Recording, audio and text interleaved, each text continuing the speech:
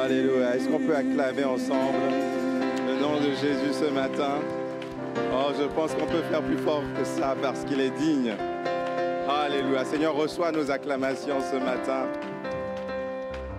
Nous sommes infiniment reconnaissants pour ta grâce dans nos vies. Quelle joie de pouvoir vous accueillir ici à l'église Bordeaux République. Est-ce que tu peux te tourner vers ton voisin, lui dire: je suis tellement content de vivre ce moment avec toi aujourd'hui. Alléluia, bienvenue dans la maison du Seigneur.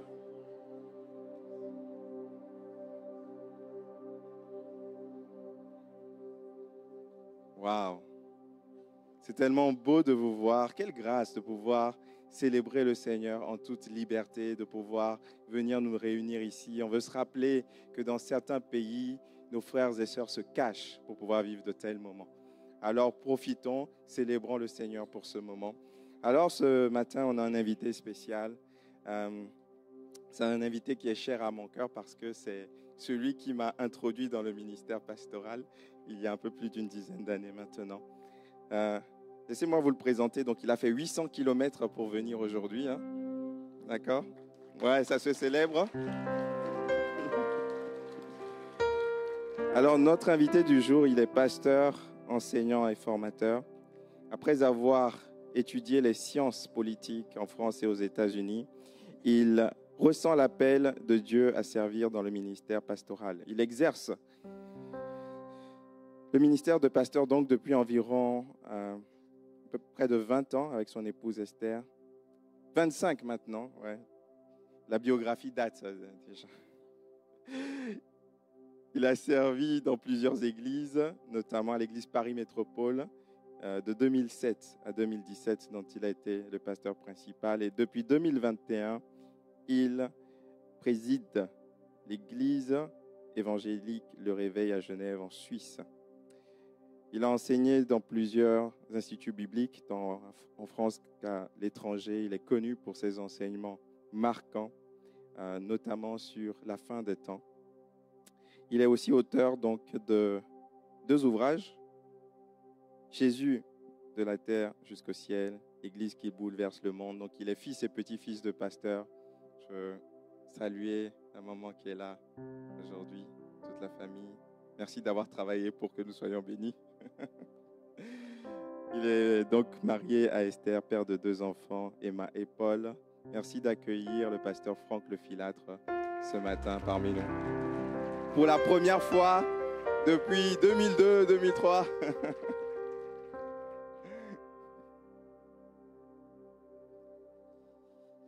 Bien, après une telle introduction, je ne sais pas quoi dire. Sinon, vous demandez juste quelques instants de fermer les yeux, s'il vous plaît. Le Seigneur sait que tu pries. Tu es un homme, tu es une femme de prière. Tu pries. Parfois, tu en viens à dire, mais à quoi servent mes prières? À quoi servent mes prières? Elles tombent à terre. Que se passe-t-il avec mes prières? Et le Seigneur te dit, tu es semblable à ce roi qui est venu au chevet d'Élysée. Et le prophète lui a dit de prendre son arc, de prendre des flèches. Et il a frappé le sol. Il n'a pas frappé directement ses ennemis, il a frappé le sol. 1 fois, 2 fois, 3 fois, puis il s'est arrêté.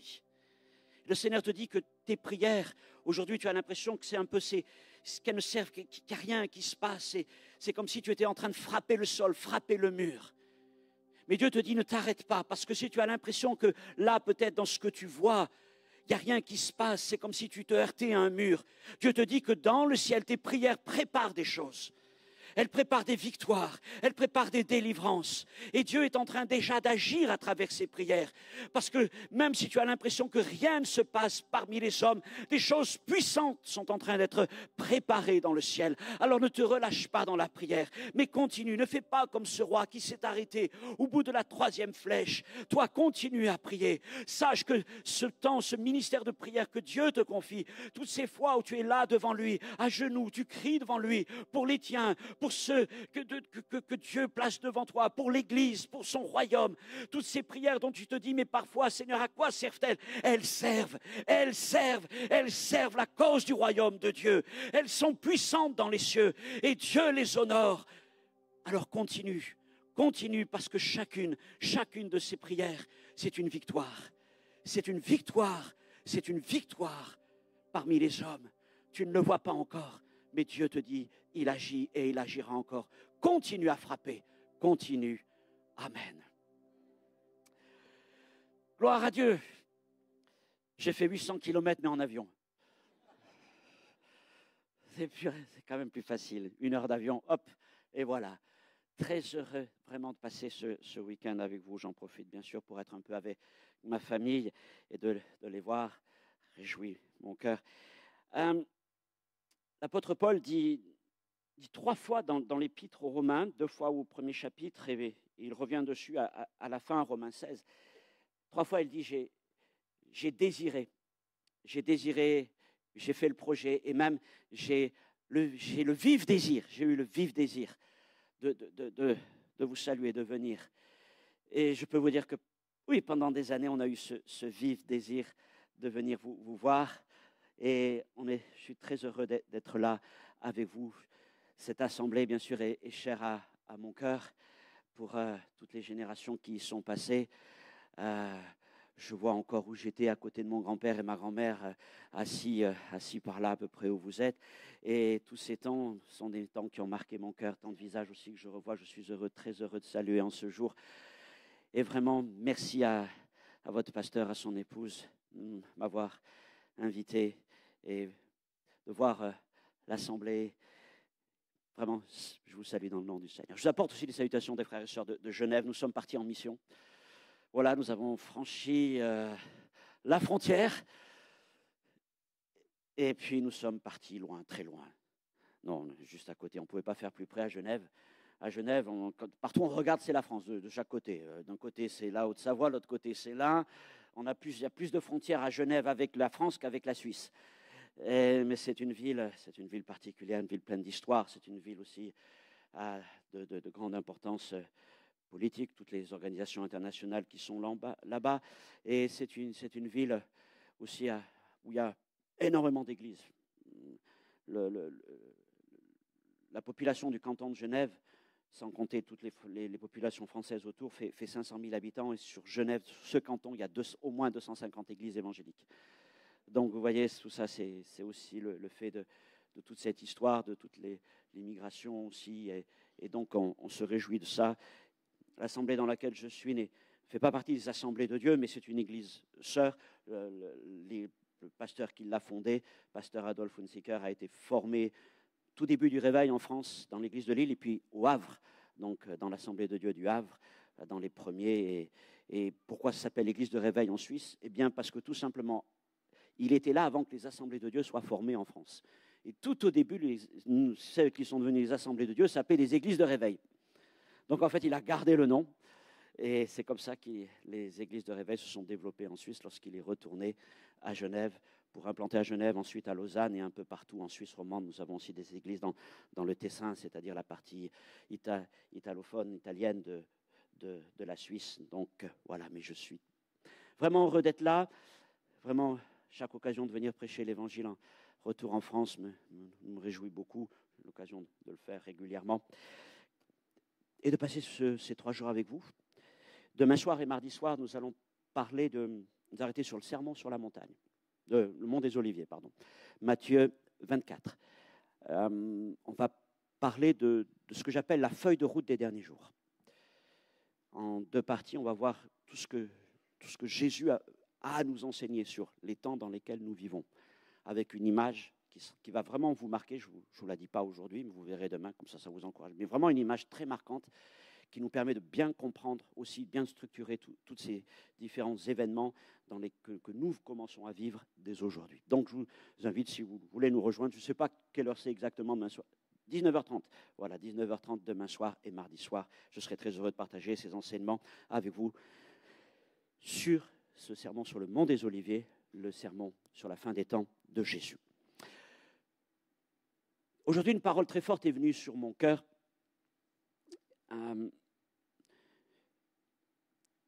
Basée sur l'évangile de Jean, chapitre 4. Quelques diapos nous accompagneront dans cette prédication. Et je prie et je crois, je suis convaincu que ce message peut être comme aussi un message avec une dimension prophétique pour votre Église. comme je le crois, qui est aussi un message avec une dimension prophétique pour bien des églises dans nos pays d'Europe occidentale. Et le titre de cette prédication ce matin, c'est « Une saison de moisson ». Une saison de moisson. Nous allons lire dans Jean chapitre 4, versets 27 à 38. Nous sommes juste après le long discours et magnifique discours entre Jésus et la femme samaritaine. Celle-ci s'en va bientôt, et voilà que les disciples reviennent. Là-dessus arrivèrent ses disciples qui furent étonnés de ce qu'il parlait avec une femme. Toutefois, aucun ne dit « Que demandes-tu » ou « De quoi parles-tu avec elle ?» Alors la femme, ayant laissé sa cruche, s'en alla dans la ville et dit aux gens « Venez voir un homme qui m'a dit tout ce que j'ai fait, ne serait-ce point le Christ ?» Et ils sortirent de la ville et ils vinrent vers lui. Pendant ce temps, les disciples pressaient de manger, disant « Rabbi, mange !» Mais il leur dit « J'ai à manger une nourriture que vous ne connaissez pas. » Et les disciples se disaient donc les uns aux autres « Mais quelqu'un lui aurait-il apporté à manger ?» Jésus leur dit « Ma nourriture est de faire la volonté de celui qui m'a envoyé et d'accomplir son œuvre. Ne dites-vous pas qu'il y a encore 4 mois jusqu'à la moisson? Voici, je vous le dis, levez les yeux et regardez les champs qui déjà blanchissent pour la moisson. Celui qui moissonne reçoit un salaire et amasse des fruits pour la vie éternelle, afin que celui qui sème et celui qui moissonne se réjouissent ensemble. Car en ceci, ce qu'on dit est vrai, autre est celui qui sème et autre est celui qui moissonne. Je vous ai envoyé moissonner ce que vous n'avez pas travaillé, d'autres ont travaillé et vous êtes entrés dans leur travail. Amen. Seigneur, ce matin, nous avons encore cette grâce d'ouvrir ensemble ton évangile et de laisser ta parole, Seigneur, venir s'imprimer dans nos cœurs et créer quelque chose de nouveau dans nos cœurs. Et je prie, Seigneur, que tu me permettes d'être un messager fidèle, sans ajouter, sans retrancher, sans tordre le sens de ta parole. Et Seigneur, permets-moi encore de dire tout ce que tu veux proclamer, tout ce qui est sur ton cœur pour cette Église. Et puis, Seigneur, pour ceux qui sont là, pour ton peuple ce matin. Seigneur, merci parce que ta parole est vivante et ton esprit agit au milieu de nous dans le nom de Jésus-Christ. Amen. Il est midi, Jésus est fatigué de la longue marche, de la chaleur, il a soif, ça vient d'être réglé. La femme samaritaine a puisé l'eau pour lui, elle lui en a donné, mais Jésus avait une eau encore meilleure pour elle. Ça, elle ne le savait pas. Et Jésus a faim, mais elle n'avait pas grand-chose à lui donner à manger. C'est déjà bien, elle lui a donné soif, elle lui a donné à boire. Mais ses disciples s'en étaient chargés, puisqu'ils étaient partis au village chercher, je ne sais pas, quelques falafels ou mousse. Et lorsqu'ils reviennent, ils voient Jésus. Alors, ils voient Jésus s'entretenir avec une femme, une samaritaine. Ça les étonne fort parce que ça ne se fait pas dans ces pays. Mais ils évitent de lui poser des questions parce qu'avec Jésus, des fois, quand on lui pose des questions, on ne sait pas trop comment il va répondre. Donc, ils vont plutôt se contenter de le presser de manger. Et c'est là qu'il leur déclare, donc, verset 32, cette magnifique parole, « J'ai à manger une nourriture que vous ne connaissez pas. » Ah bon, Seigneur, ce qu'on a acheté ne te plaît pas? Non, ma nourriture, c'est de faire la volonté de celui qui m'a envoyé.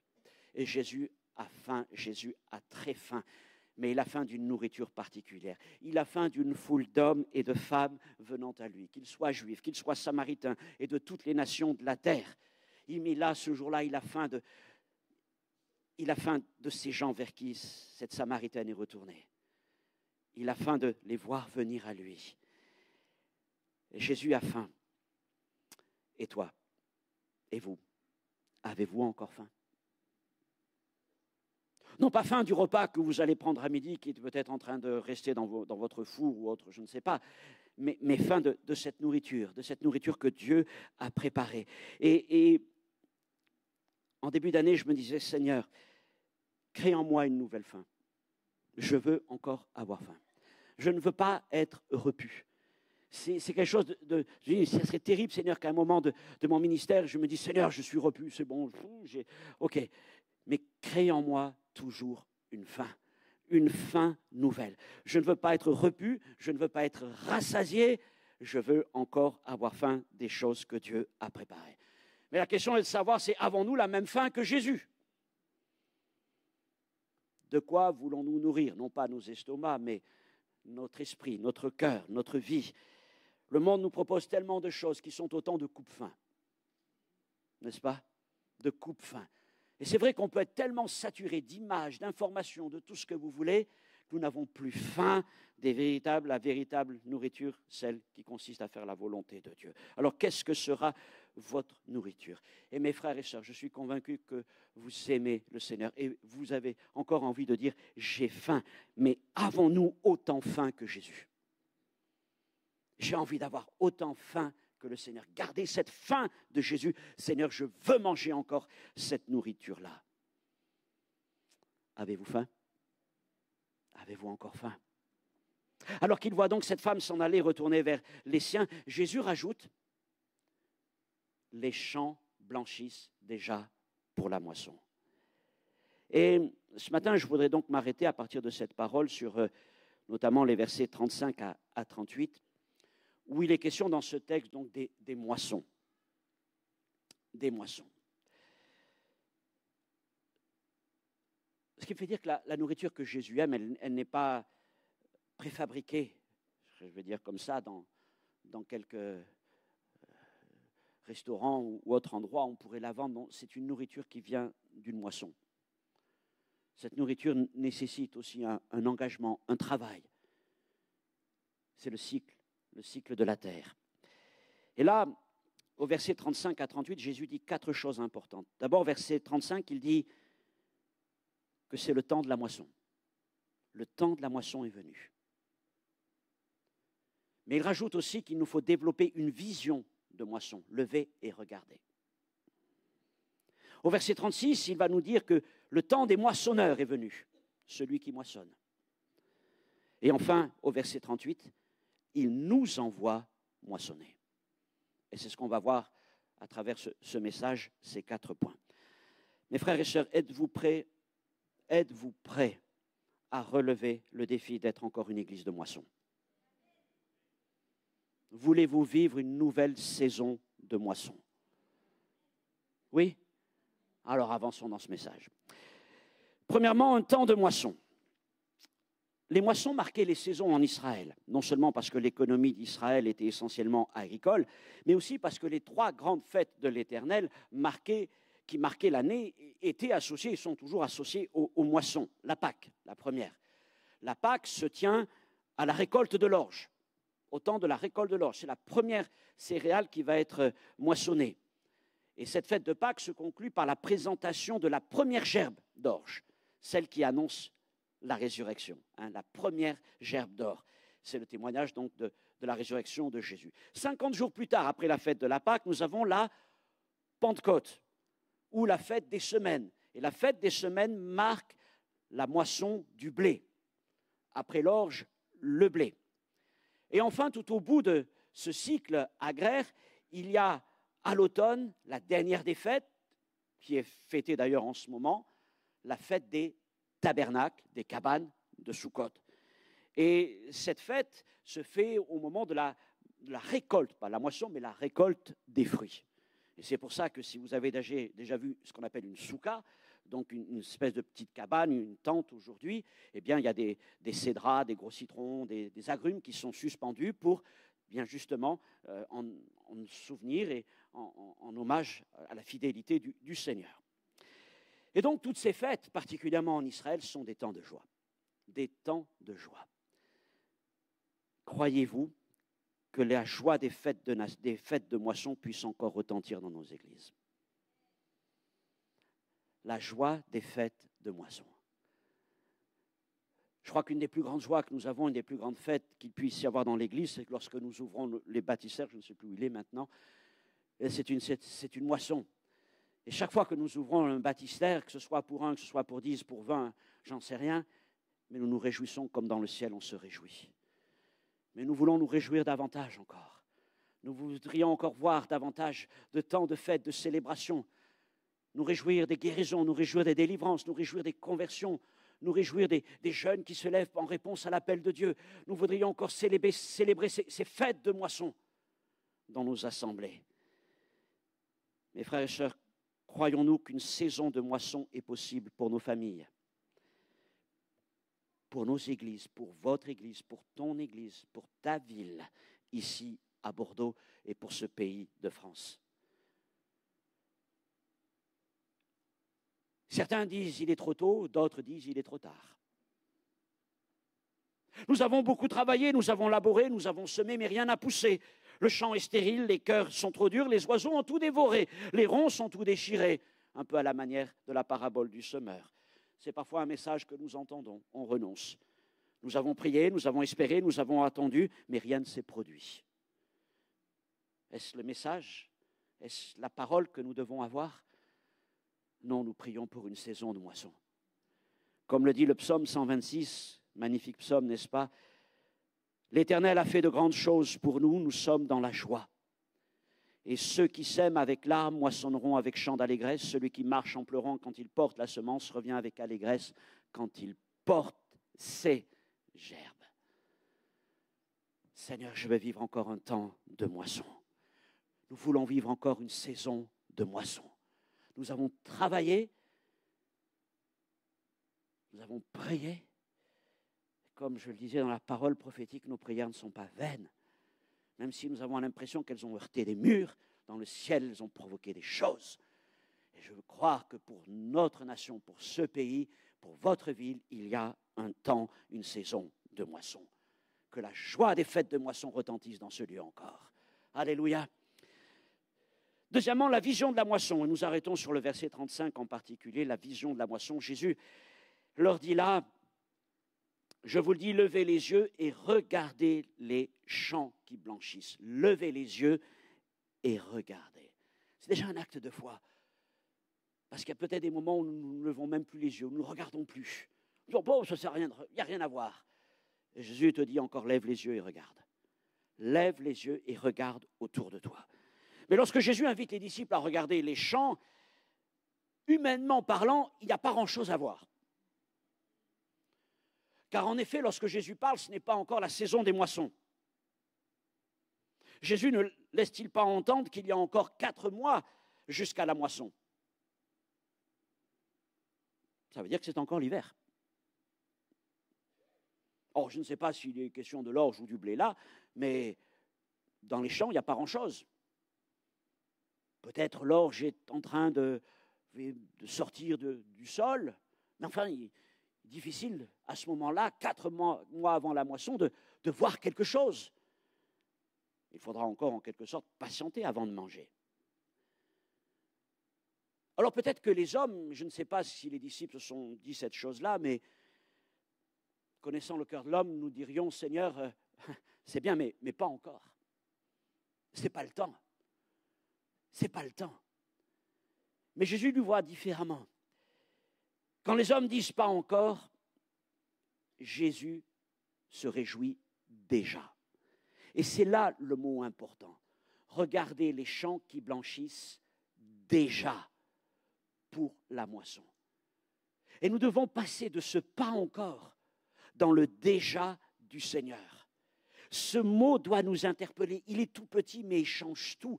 C'est une déclaration de foi. Quand les hommes ne voient que du sable ou des pierres, Jésus voit déjà une moisson. Quand nous ne voyons que stérilité ou aridité, Jésus voit déjà une moisson. Quand il nous semble que c'est l'hiver, que tout est figé, paralysé, Jésus voit déjà une moisson. Alors que disons-nous de l'œuvre de Dieu dans nos pays, que ce soit en France, en Suisse ou dans le reste de l'Europe? Nous disons, Seigneur, nous ne voyons rien ou si peu. Pourtant, Jésus dit, la moisson est là déjà. La moisson est là déjà. Alors mes frères et sœurs, ne disons ni il est trop tard, ni il est trop tôt. Ne disons pas il est trop tôt, nos pays ne sont pas prêts. Ne disons pas nous sommes dans un hiver spirituel. Humainement parlant, il n'y a peut-être pas encore grand-chose à voir, mais Jésus, lui, voyait déjà les champs blanchir 4 mois avant la moisson. Et l'homme de foi, la femme de foi, regarde les champs et voit déjà la moisson. Es-tu dans le pas encore ou dans le déjà? Le pas encore mesure les choses à ce que l'œil voit. Le déjà le mesure selon l'Esprit du Seigneur. Mon frère, ma sœur, que cette parole puisse t'inviter à retrouver cette position de foi en Jésus-Christ.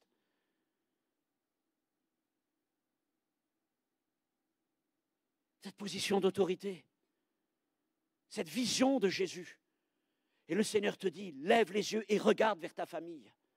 Regarde vers ton entourage. Regarde là et vois comme Jésus voit. Tu as prié, tu as semé, tu as même labouré la terre. Vois, comment savoir ce que Jésus voit déjà. Je pense que si nous changeons notre façon de regarder, alors oui, quelque chose va se passer. Quelque chose va se passer.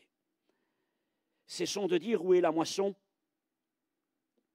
Lève les yeux, les champs blanchissent déjà. Où sont les germes annonciateurs? Lève les yeux, les champs blanchissent déjà. On dira, mais où sont les pluies qui font mûrir les récoltes? Nous ne voyons qu'aridité, sécheresse. Où est donc cette action de l'Esprit dont on parle tant? Lève les yeux, les champs blanchissent déjà, le Saint-Esprit est à l'œuvre.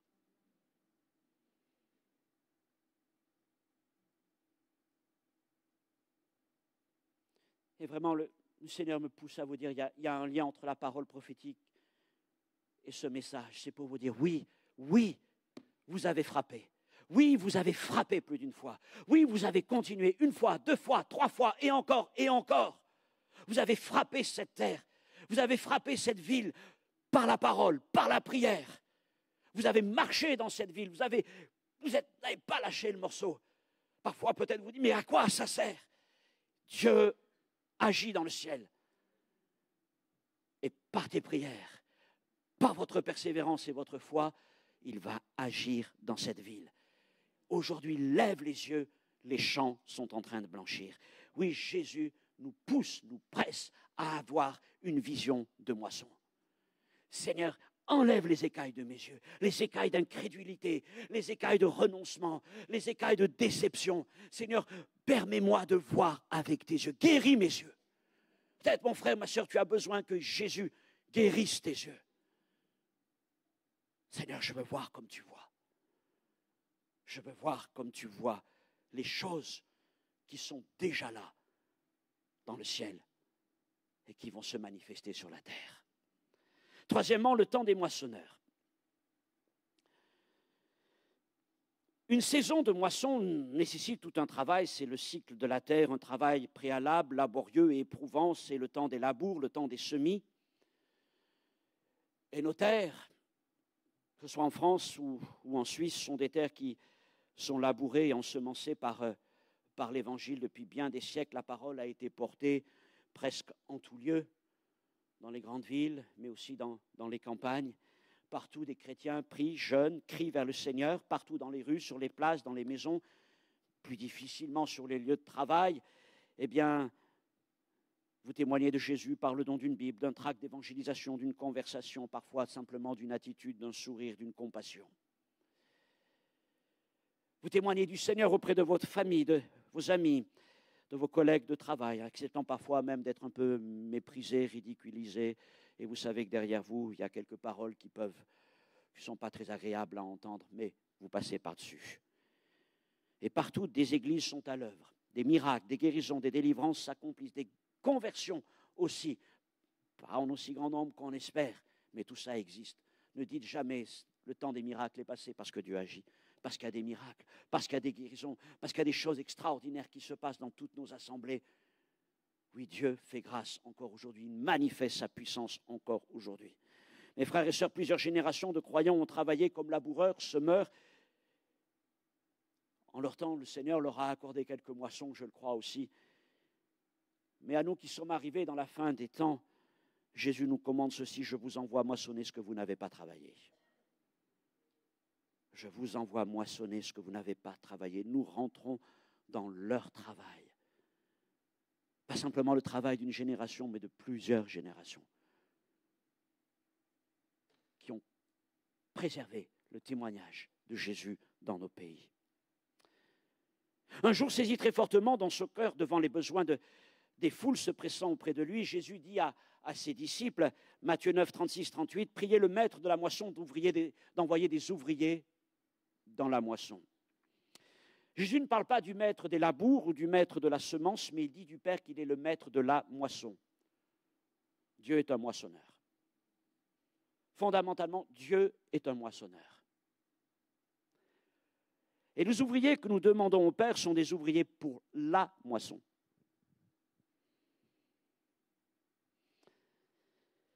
Et il nous appartient alors de nous mettre au diapason de Dieu et de devenir à notre tour des moissonneurs. Il ne s'agit plus simplement de savoir ce que nous voyons, mais ce qui nous motive, ce qui nous porte intérieurement, la façon dont nous allons servir le Seigneur. Et véritablement passer dans cette vision, dans cette façon de concevoir le service de Dieu, d'être des moissonneurs, ça demande des adaptations en termes de pratique, de savoir-faire, mais surtout en termes de mentalité.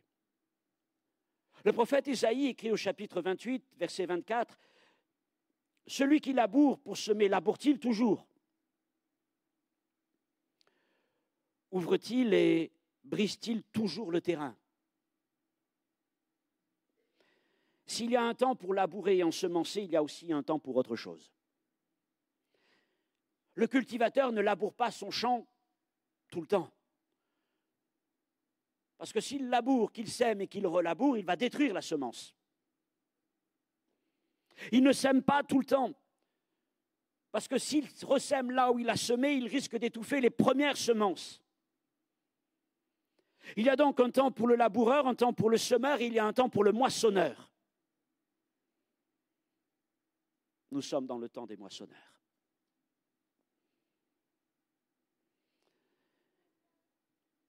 Et s'il faut des moissonneurs, il faut aussi des outils pour le moissonneur. Parce qu'il y a des outils pour labourer, pour semer, et il y a des outils pour moissonner. Et il est évident qu'on ne va pas moissonner avec les outils avec lesquels on a labouré le sol. Parce que ce qui a servi à labourer le sol détruirait la moisson.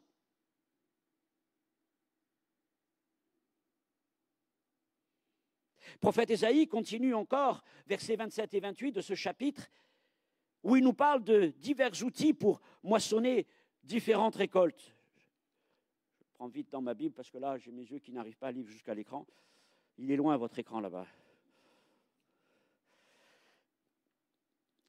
On ne foule pas l'agnelle avec le traîneau, la roue du chariot ne passe pas sur le cumin, mais on bat l'agnelle avec le bâton, le cumin avec la verge, on bat le blé, mais on ne le bat pas toujours, on y pousse la roue du chariot et les chevaux, mais on ne l'écrase pas, cela vient aussi de l'Éternel des armées, admirable est son conseil et grande est sa sagesse. Et ce que je note, c'est qu'en fait, quel que soit, bon, je ne suis pas un spécialiste, hein, mais j'imagine à peu près, quand vous labourez un champ, vous labourez un champ. J'imagine qu'il n'y a pas grande différence entre labourer un champ où il y a du blé qui va être semé ou je ne sais pas ce qu'il pourrait y avoir d'autre qui va être semé ensuite. À vrai dire, on pourrait presque utiliser les mêmes instruments de labour. Voilà. Après, bien sûr, il y a des semences différentes. Mais s'il y a quelques instruments de labour, en tout cas là, chaque moisson, chaque récolte nécessite un outil particulier, nécessite une technique particulière. Et c'est un grand défi. Parce qu'en effet, on ne va pas moissonner les uns comme on va moissonner les autres. Et il nous faut avoir ces outils en main. Et c'est là qu'apparaît cet impératif d'adaptation. Or, mes frères et sœurs, trop souvent, nous avons fonctionné, on nous a appris à fonctionner dans un registre de laboureur-semeur. Oui, comme je le disais tout à l'heure, nous avons prié. Et nous avons fait des prières de laboureurs. Des prières de laboureurs, des prières vraiment dans l'esprit, des prières de combat. Nous avons, pour casser les pierres, pour ouvrir des chemins nouveaux, il y a eu ces prières de labour. Nous avons appris à témoigner comme des laboureurs, avec des outils de laboureurs, allant dans des endroits où l'évangile n'avait pas été prêché, faisant face à des cœurs qui étaient aussi durs que la pierre, aussi épineux que des ronces. Je crois que nos églises sont totalement imprégnées de cette culture d'église de labour. Mais mes frères et sœurs, quand nous y réfléchissons, on ne nous a pas véritablement appris à moissonner,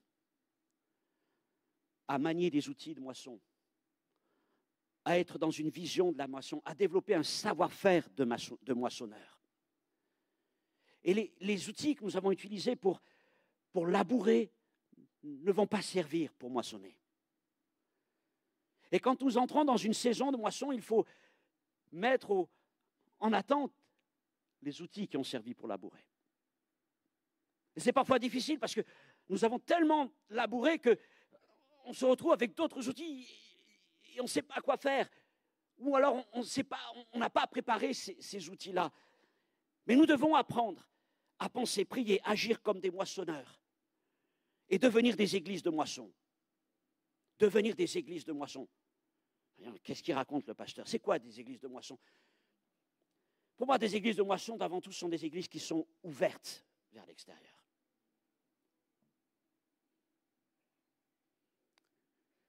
Des églises qui se disent, notre mission première, c'est d'aller et de créer une place, des places au milieu de nous.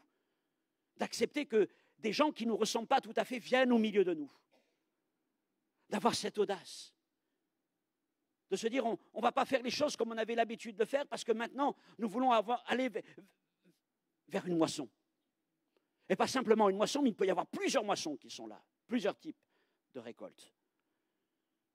Une église de moisson, c'est une église qui proclame la foi, qui proclame la guérison, qui vit pleinement la vie de l'esprit. C'est une église qui se libère de bien des choses qui pouvaient un peu l'enfermer sur elle-même, l'amener à se replier sur elle-même. C'est une église qui va, qui ose, qui entreprend pour le royaume de Dieu.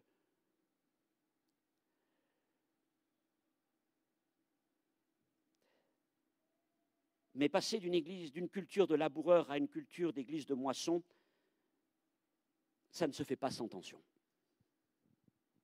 Ça ne se fait pas sans tension.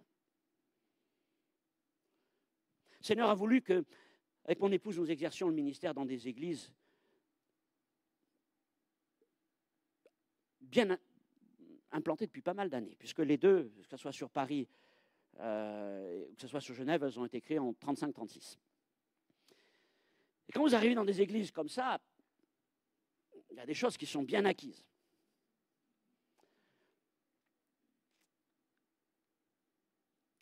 À Genève, on a un très beau bâtiment en plein centre-ville, mais alors il y a quelque chose, c'est très beau, très bien construit à la Suisse, parfait. Mais dans les années 60, ils ont acheté des bancs. Ah oui, des bancs, mais c'est vraiment des bancs en bois. Comme je dis souvent, ils ont usé des générations de postérieurs qu'eux, ils ne sont pas usés. Et ils seront là encore dans 200 ans qu'ils ne seront pas usés. Et quelque part, ces bancs, ils sont là, on a l'impression difficile de les bouger. Et du coup, il faut arriver à contourner tout ça pour trouver et amener, des fois travailler un peu en périphérie, puis amener au fur et à mesure, montrer ce qu'on peut faire, et Dieu débloque les choses. Et que ce soit sur Paris ou sur Genève, nous voyons la grâce de Dieu se manifester. Et surtout, ce qu'on voit, c'est que les églises sont riches de vous tous, riches de capacités, de grâce que Dieu accorde, de dons qui sont là. Alors, je ne vais pas vous parler de ça, mais moi, ma vision pour l'Église en tant que pasteur, c'est, je le dis souvent, vous retrouvez ce message, mais j'appelle ça l'Église à 180 degrés. C'est-à-dire que j'imagine, vous voyez, pour moi, vraiment l'Église que j'aime, alors je ne parle pas du culte, mais l'Église en service, c'est on tourne l'Église, on fait un tour de 180 degrés. Vous êtes là, moi je suis là, avec mes collègues, parce qu'on est une équipe, on peut faire ça tout seul. Et ça nous parle de quoi? Ça nous parle d'un orchestre. Et notre mission, pour moi en tant que pasteur et avec tous mes collègues, c'est de conduire un orchestre. L'orchestre, il ne joue pas comme il veut, il suit les directions du chef d'orchestre. C'est lui qui va communiquer. Bien sûr, il faut respecter le tempo, mais il va donner la sensibilité, l'expression de tout ça. D'accord? Mais le chef d'orchestre, il ne fait pas grand-chose tout seul. Je dis souvent, autrefois, dans les églises, on avait des hommes orchestres. Alors, ça faisait la fanfare. Et bon, c'était un temps. Mais aujourd'hui, vous êtes cet orchestre. Et il y a des premiers violons qui sont là, il y a le secteur des bois, il y a le secteur des cuivres, il y a le secteur des percussions. Et tous, vous avez ces grâces. Et je veux dire, tout ce que vous êtes des instruments de moisson. Vous êtes ces instruments de moisson. Il faut vous amener simplement dans cette vision de la moisson. Et l'Église, c'est ça, c'est permettre à chacun de trouver sa place. Et nous sommes là pour vous accompagner. Mais c'est vous qui allez jouer votre partition. Le chef d'orchestre ne joue pas la partition du violon, mais c'est le violoniste qui joue la partition. Bien sûr, le chef d'orchestre est là pour que le violoniste il joue au moment qu'il faut, qu'il ne prenne pas trop de place, parce que les violons, ils veulent prendre toute la place. Et puis alors après, les autres, ils n'arrivent plus. Mais quand c'est le moment des cuivres, alors eux, là, ils disent, non, ça ne peut pas être ça. Il faut vous voyez cette harmonie. Et c'est ça, pour moi, aussi fondamentalement une église de moisson. C'est cette église à 180 degrés. Parce que j'ai cette conviction que nous avons tous dans l'Église une position, pas simplement d'être assis sur une chaise, mais une position spirituelle. Nous sommes membres les uns des autres. Dieu vous a placé à un endroit particulier dans l'Église. Certains sont visibles, d'autres ne sont pas visibles. Oui, mais dans mon corps, tout n'est pas visible. Mais ce qui n'est pas visible, tant que ça fonctionne bien, je ne m'en soucie pas. Mais le jour où ça ne va pas bien, ça pose un problème. Et c'est là que je me rends compte que toutes les choses qui sont à l'intérieur, que je ne connais pas forcément, sont importantes. Même les petites vésicules qui, quand ça ne tombe pas, ça ne tombe pas. Vous êtes chacun des membres. Vous avez cette place. Et si vous êtes un peu comme cet organe, vous êtes liés les uns aux autres, hein, mais chaque organe a une fonction, il a une place particulière, il a une fonction à remplir. Tu as une position, tu as une fonction, et parce que tu as une fonction, tu as une qualification. Retiens cela. Tu as une position, une fonction et une qualification. Et quand l'Église fonctionnera avec toute cette qualification, chacun étant à sa place, unis dans un même esprit. Et mon frère et ma sœur, je prends souvent cette image, dans l'Église, le Seigneur a parlé de l'Église comme son corps pour nous dire que, quelque part, nous ne sommes pas directement liés à Christ. Vous me direz, comment ça? Non. Nous sommes liés à Christ en étant liés les uns aux autres.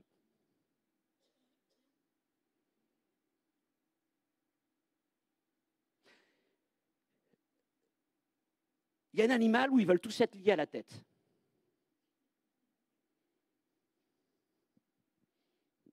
Vous voyez ce que je veux dire? Vous avez la pieuvre, ou tous ces animaux un peu dans ça. Ils sont tous liés à la tête, tous les membres. Mais le Seigneur n'a pas prévu qu'on soit semblable à une pieuvre ou un calamar ou tout ce que vous voulez. Non, on est l'image de ce corps de Christ, membres les uns des autres. Et quand nous allons devenir ces églises-là, alors oui, nous serons des églises de moisson. Une église qui vit pour jouer ensemble une partition.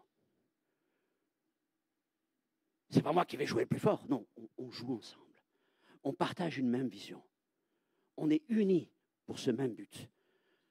On ne vient pas simplement à l'église pour recevoir quelque chose et vivre un instant avec Dieu.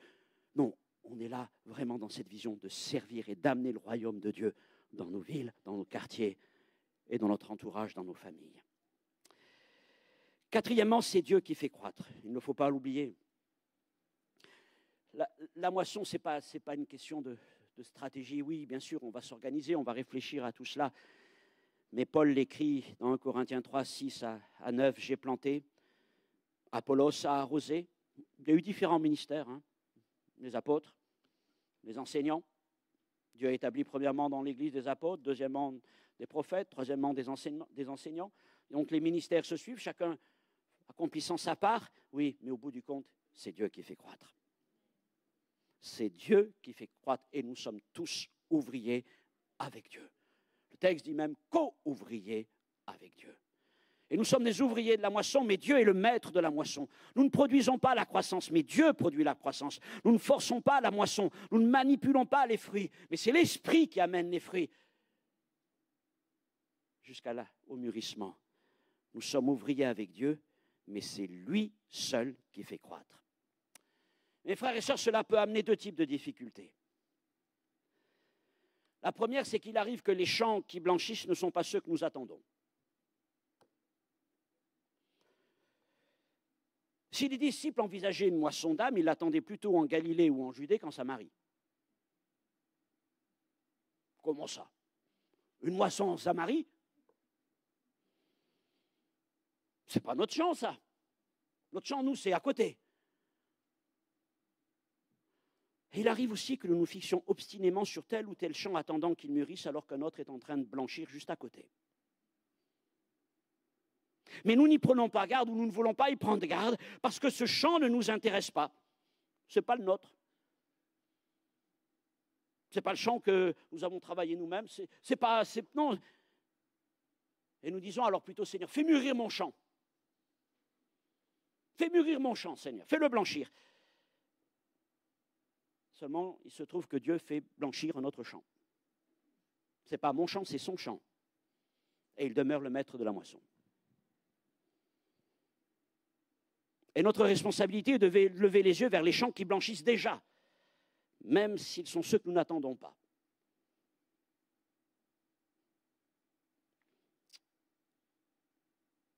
Combien d'églises ont été ébranlées par l'arrivée d'une moisson d'âmes inattendues?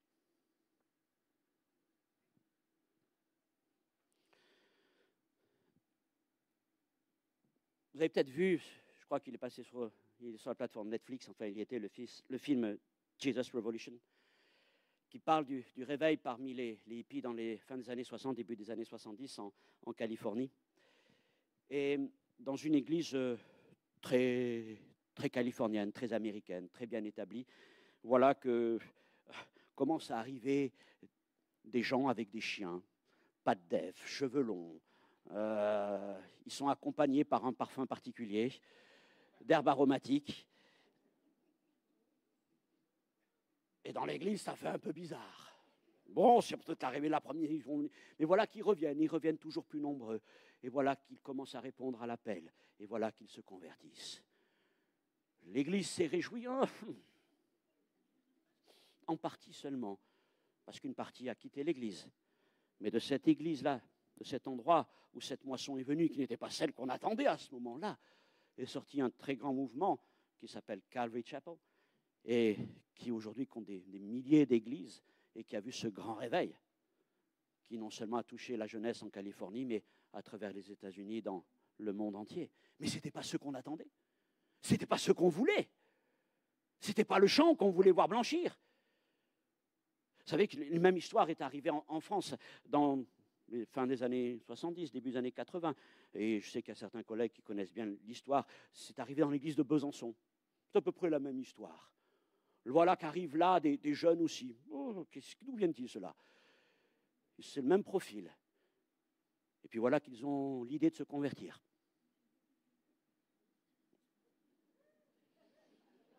Ah, ils vont rester. Ils vont rester. Mais des hommes comme Guy Bergamini, merveilleux évangéliste, est sorti de ce groupe de jeunes qui étaient là, et bien d'autres encore. Et on travaille à l'œuvre du Seigneur. Ce n'était pas ceux qu'on espérait. Oh! Et aujourd'hui encore, mes frères et sœurs, serez-vous prêts à accueillir une moisson que vous n'attendez pas? Ça peut être un défi, ça peut être un véritable défi.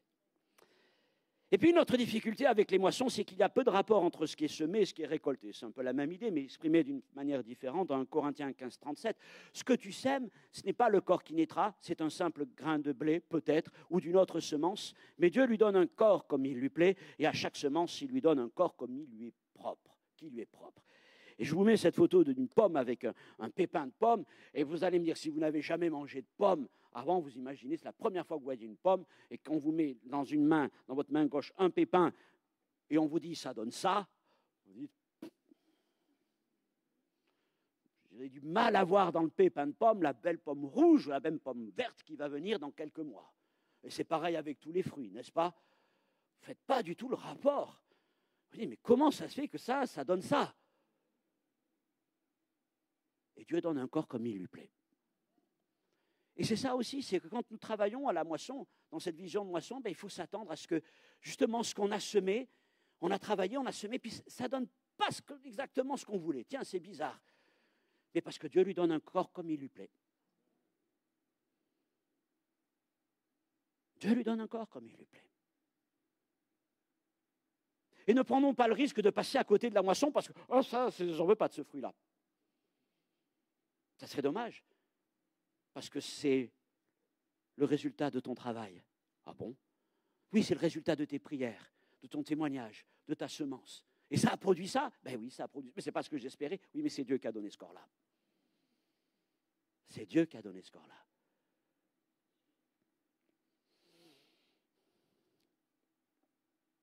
Et nous devons toujours nous rappeler. Cela, le maître de la moisson connaît ses moissons. Il connaît ses champs. Il connaît ses plantations. Et il nous appartient d'entrer dans ce qui est avant tout son champ. Même si le fruit nous surprend par sa forme, même si le champ qui blanchit n'est pas celui que nous escomptions, que nous attendions. En conclusion, je voudrais dire, entrons dans la moisson.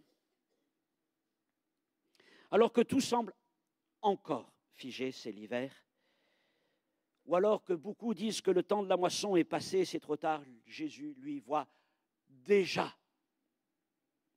les champs blanchir. Rentrons dans ce déjà.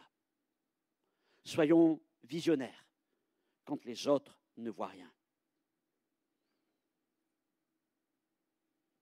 Et les autres ne vont pas comprendre. Beaucoup ne vont pas comprendre. Mais qu'est-ce que tu nous dis? Il n'y a rien là. Mais Dieu agit toujours avec des gens qui voient des choses là où les autres ne voient rien. Retrouve confiance dans la vision de Dieu. Retrouve confiance dans la vision de Dieu. Soyez audacieux.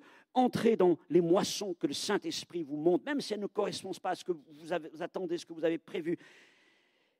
Entrez. Soyons innovants, développant des outils, un savoir-faire de moissonneur. Un temps de moisson pour notre pays est déjà là. Seigneur, donne-moi faim de tes moissons. Donne-moi un cœur de moissonneur. Seigneur, donne-moi la vision de tes moissons. Seigneur, envoie-moi dans ta moisson celle qui blanchit déjà. Et je vous dis, mes frères et sœurs, si nous n'entrons pas dans la moisson, d'autres y entreront. D'autres y entreront. Et beaucoup d'églises n'entrent pas dans la moisson. Et là où elles n'entrent pas dans la moisson, nous voyons aujourd'hui, même dans ce pays de France, des églises qui se lèvent et qui sont des églises de moissonneurs. Elles entrent dans mon champ. Autre est celui qui sème, autre celui qui moissonne. Quand nous ne voulons pas moissonner, Dieu envoie des moissonneurs.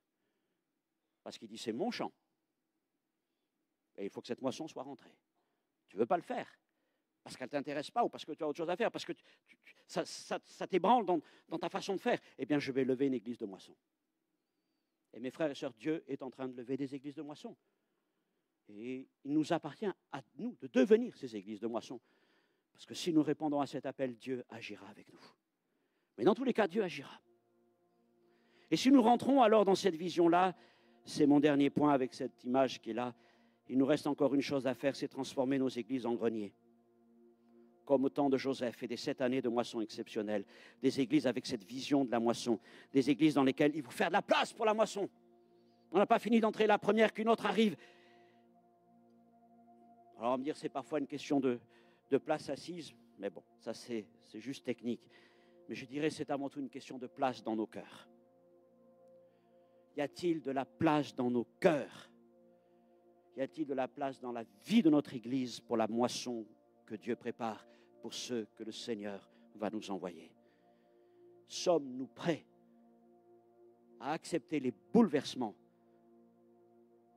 que tout cela va amener? Vous priez et nous prions tous pour le réveil. Mais j'ai trop souvent observé que dès qu'il y a quelques frémissements de réveil, ouf, pas celui-là. Les temps sont comptés. Les jours deviennent mauvais. Nous avons besoin de les racheter. Dieu veut encore utiliser votre Église d'une manière glorieuse. Une saison de moisson est là. Entrez dans cette moisson. Il y a un peuple nombreux du Seigneur ici à Bordeaux et dans toute l'agglomération. Des hommes, des femmes, jeunes, moins jeunes, de toute ethnie, de toute condition sociale, à aller chercher pour le royaume de Dieu. Vous êtes les moissonneurs. Que votre église devienne une église de moisson. Alléluia, je voudrais prier pour votre assemblée, si vous voulez bien. Et j'aimerais vous inviter à vous joindre à ma prière en acceptant, si vous l'acceptez, en vous levant, comme pour dire, oui Seigneur, je prends aussi cette marque, je veux m'engager à faire partie de ces moissonneurs, à rentrer dans cette vision de moisson, même si ça vient me bousculer un petit peu.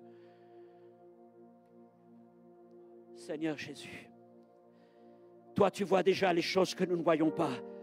Trop souvent nous disons, c'est l'hiver, Seigneur, ça ne sert à rien. Toi tu vois déjà. Tu vois déjà, et Seigneur, ce que tu vois déjà, c'est aussi le résultat d'années et d'années de travail, de prière, de labour, de semences, mon Dieu. Et Seigneur, cette Église a travaillé, cette Église a prié, cette Église a ensemencé. Elle ne s'est pas lassée, mais elle a persévéré. Et Seigneur, dans ta gloire, dans ta grâce, dans la puissance de ton esprit, Seigneur, je veux prier pour une nouvelle saison, une saison de moisson. Je veux prier, Seigneur, pour une Église qui rentre dans un nouveau temps, dans une nouvelle saison, un nouveau cycle, Seigneur mon Dieu.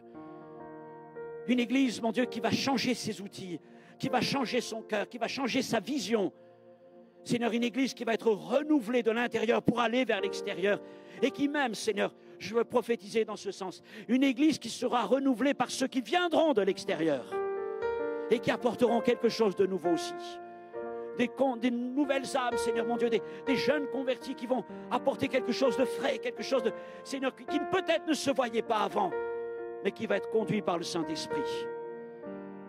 Seigneur, je prie pour qu'il y ait vraiment, que l'unité soit conservée dans l'Église. Parce que les temps sont courts. Seigneur, nous ne sommes pas là pour défendre un précaré.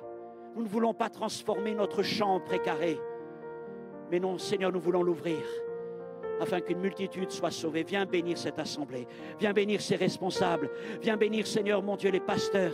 Viens bénir, Seigneur, Jean Bosco et Priscilla. Seigneur, viens les fortifier, Seigneur, qui est vraiment au milieu d'eux, Seigneur, et avec tous leurs collègues, tous les anciens, les diacres, les frères et sœurs de cette église. Seigneur, cette unité du corps de Christ, mon Dieu. Une unité de foi, une unité de vision, une unité d'amour et de grâce, Seigneur. Je prie pour que l'Esprit de Dieu se manifeste. Je prie, Seigneur, pour que ta parole soit accompagnée des œuvres de l'Esprit. Seigneur, d'œuvres de guérison, d'œuvres de conversion, d'œuvres de délivrance. Seigneur, je prie pour que le ciel s'ouvre et que les visions, les songes, les paroles de connaissance, les paroles de sagesse commencent à se manifester. Je prie, Seigneur, mon Dieu, pour que des appels retentissent dans les cœurs, des évangélistes, des pasteurs, des chantres, des moniteurs, monitrices pour les enfants, Seigneur, mon Dieu, même des missionnaires et autres, mon Dieu, des administrateurs. Il y a toute cette richesse dans l'Église. Révèle cette richesse, mon Dieu. Seigneur, que cette Église brille, mon Dieu, dans cette ville qui a besoin, Seigneur, qui a besoin d'elle. Parce que, Seigneur, c'est à travers elle aussi que tu agis. Dans le nom de Jésus. Amen.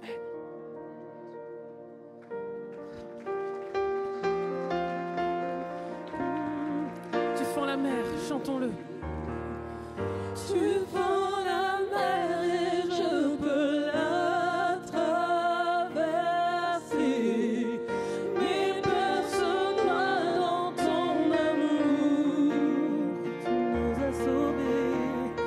Tu m'as sauvé, alors je peux chanter.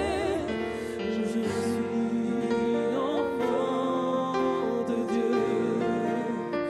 Tu fends la mer, tu fends la mer et je peux la traverser. Mes peurs se noient dans ton amour. Tu nous as sauvés. Tu m'as sauvé, alors je peux chanter. Je suis enfant de Dieu. Si vous le permettez, on va rechanter cette partie et on va le proclamer prophétiquement. On va le proclamer prophétiquement pour Bordeaux, pour l'église de Bordeaux, pour ses alentours. Pour que Bordeaux puisse dire: je suis enfant de Dieu. Mais c'est nous qui allons traverser, alors que Dieu va ouvrir les portes dans vos foyers, dans vos familles, va ouvrir les portes dans vos profession, là où Dieu vous place dans vos lieux, là où vous habitez, on va traverser alors que Dieu nous ouvre la voie. Et Bordeaux pourra dire, je suis enfant de Dieu. Est-ce que ça vous va qu'on le chante prophétiquement? Alléluia. Tu fends la mer. Hey, tu fends la mer et je peux la traverser. Mes peurs se noient dans ton amour. Tu nous donnes le courage, Seigneur Jésus, merci. Tu m'as sauvé, alors je peux chanter. Je suis enfant de Dieu. Une dernière fois, il faut la mer devant nous. Tu fends la mer et je peux la traverser. Mes peurs se noient dans ton amour. Tu nous donnes le courage. Tu m'as sauvé, alors je peux chanter. Je suis enfant de Dieu. Je suis enfant de Dieu. Je suis enfant de Dieu. Nous sommes enfants de Dieu, disons-le. Nous sommes enfants de Dieu. Une dernière fois, nous sommes enfants de Dieu. Alléluia. Est-ce qu'on peut remercier notre Seigneur pour la parole? Alléluia. Est-ce qu'on peut remercier le pasteur Franck?